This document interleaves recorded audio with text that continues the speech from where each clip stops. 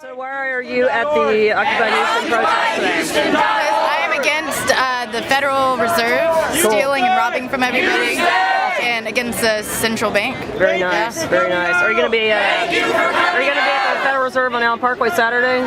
Absolutely. Yeah, I'll be there too. Yes. Very nice. Every day. What do you make of what's going on with these protests all over the country? They're starting to spread. They're going on. I think it's badass. This is what I've been waiting for. I haven't banked for 4 years, and I've just been waiting for people to wake up. Yeah, me and now too. it's like, finally, everybody's like waking up. Totally. So I agree. definitely, I'm excited. Do you think this is going to expand, get bigger? Yes. Yeah, I do too. Yeah. I do too. I mean, look at it. Yeah. You can't. It's just the first day. It's the first day. Yeah. I think it's gonna be awesome. Yeah, I'm totally. excited. Yeah, me too. What I've been seeing across the country, especially in New York, as far as these protests, but it doesn't seem like, it seems like now people are starting to kind of draw attention to the issue of the Federal Reserve. How many people here have you seen talking about that in particular? Because you know they're in control of all the banks. Yes. And our financial system. I don't see them anymore, but I've seen about 4, 5, 6 signs saying "End the Fed." Very nice. And We'll have to see more of that because that essentially, this is just my opinion, but I think that is the problem. that's the head of the system. That's the head of the whole thing. Yes. When we were walking, actually, a couple right over there underneath those scaffolds. Okay. Everyone, the whole line was chanting "End the Fed." Very nice. We started that chant. That's good to see.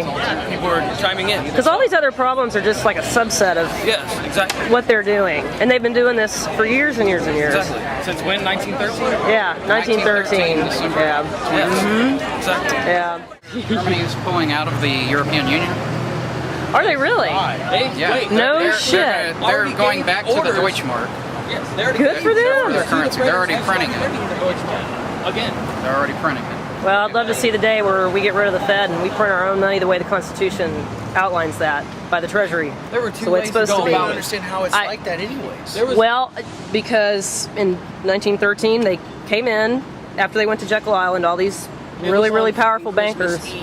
They went down and they took it. Senators were there. There was And they- 3 senators present, Yes. and they passed it through on the 21st of December, I don't know how they get With 3 passed through senators without present. All the senators there. That's bullshit. and then it became law, and that was it.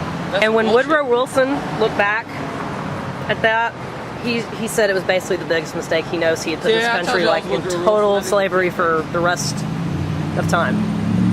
And See, I don't that's how that got started. But I don't understand how we're so stuck in it. Like, if they are not affiliated with any country, if all they're doing is making fake money, why can't we just say, screw you, go away, we ain't going to do nothing with you anymore? What can they possibly do? Unless they're going to shoot us with a warhead. Oh, they probably would. They want this to carry through. Everything. Yeah. Everything has to do with their piece of shit paper money. Yeah. Everything. You can't Yeah. do anything without money. It's really money out of nothing. If there's nothing there. It's an illusion because they're basically sitting there saying, okay, my bank has this much money on hand. Well, they lend that out at 9 times what's in there. Okay, it's 9 times what's in there.